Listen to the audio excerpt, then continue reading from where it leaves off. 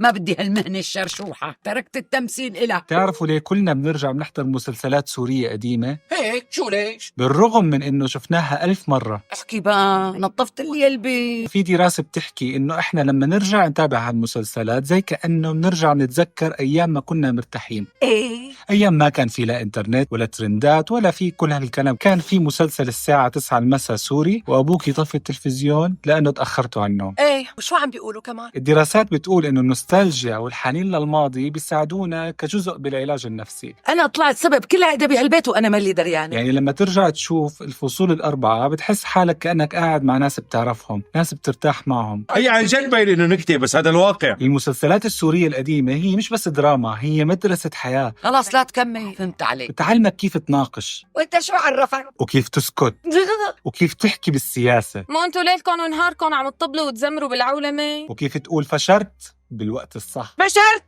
وفي دراسة بتقول لما نتابع مسلسل قديم نعم، شو في كمان؟ دماغنا بيهدى لأنه بيعرف أحداث البداية والنهاية. المعنى يعني ما في تويست فجأة، ما رح تتفاجأ إنه هناء صارت تغار على جميل. شكو. إحنا ما بنحضر مسلسل، إحنا بنسترجع أيامنا. كل حلقة هي كبسولة زمنية بترجعنا لأيام الراحة، لأيام حلوة وللخبز والملح.